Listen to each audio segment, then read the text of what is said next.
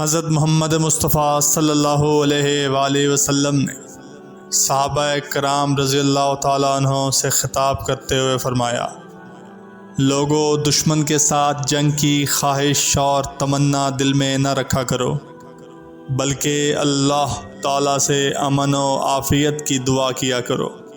البتہ جب دشمن سے مڑ بھیڑ ہو جائے تو پھر صبر و استقامت کا ثبوت دیا کرو۔ یاد رکھو کہ جنت تلواروں کے سائے تلے ہے۔